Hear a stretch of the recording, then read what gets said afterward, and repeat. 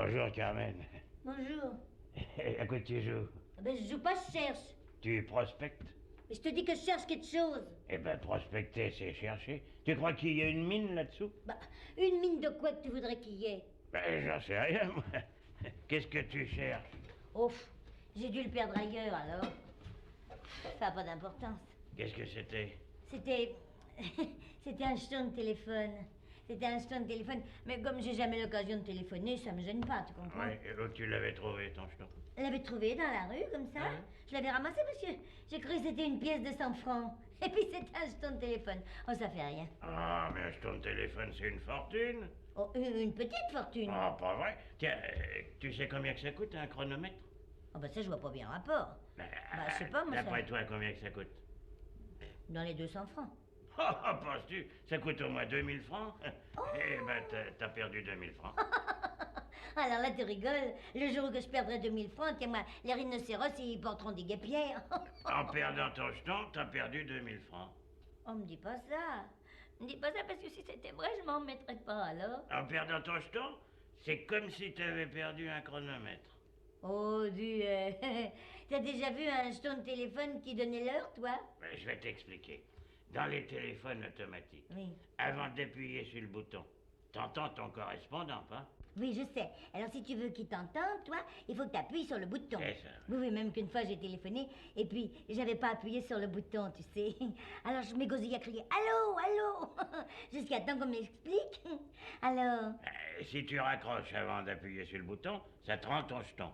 Oui, ça, je sais, oui. Alors, tu mets ton jeton, et puis tu demandes Odéon 8400. Oui, et puis alors, je tombe sur un gars que je connais pas au bout du fil. Alors, ça n'arrange rien. Mais non, t'as l'horloge parlante. Elle te donne l'heure. Comme t'as rien à dire, toi. Tu raccroches, tu récupères ton jeton, et puis comme ça, à perpète, t'as l'heure à l'œil, exactement comme si t'avais un chronomètre dans ta poche. Oh, zut alors. Eh ben, on va rechercher. Aide-moi. Ouais.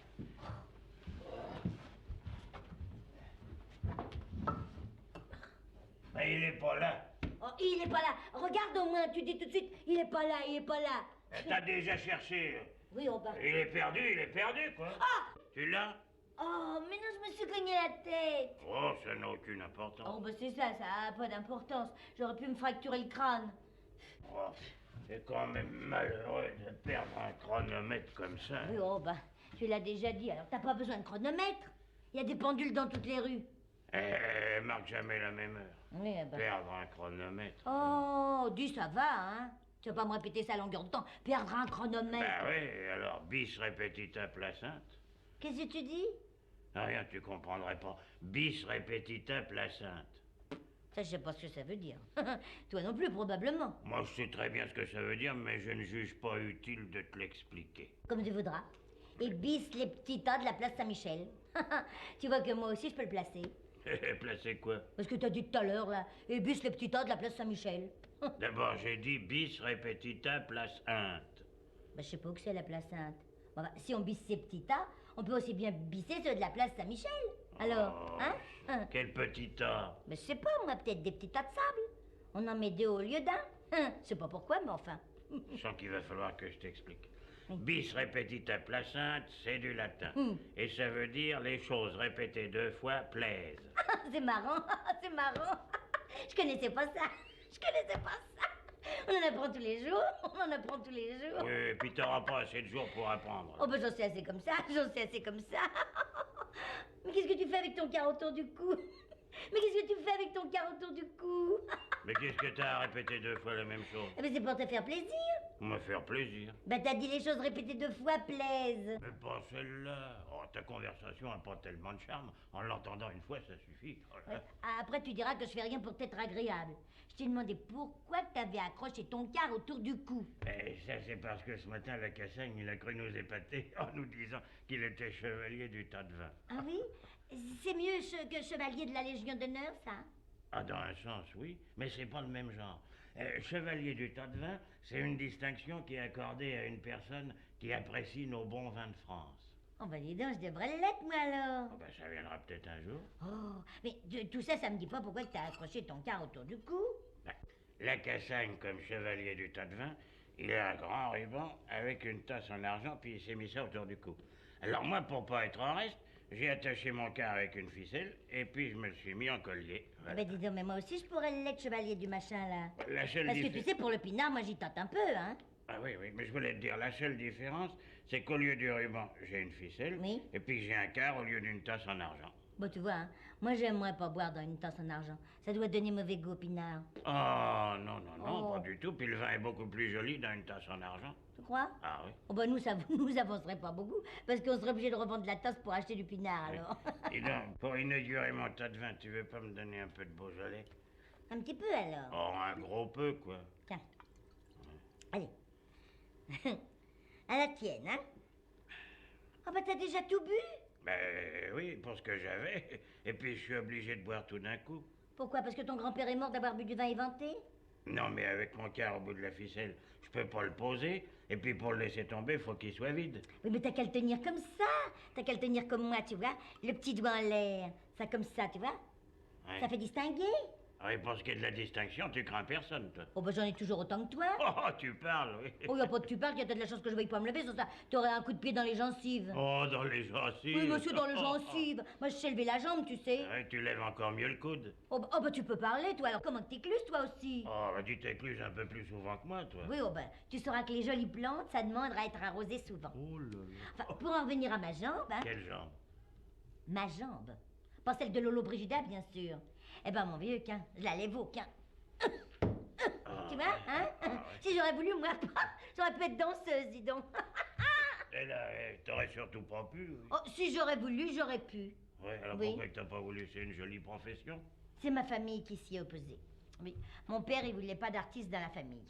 Oh, il avait des principes un peu désuets. Oh, dis donc, je te défends d'insulter mon père. Ouais, je l'insulte pas, ce pauvre cher homme. D'abord, je te défends de l'appeler ce pauvre cher homme. Tu l'as même pas connu, mon père, alors. Non, mais je trouve qu'il avait tort, parce que maintenant, les artistes, ils sont plus en marge de la société.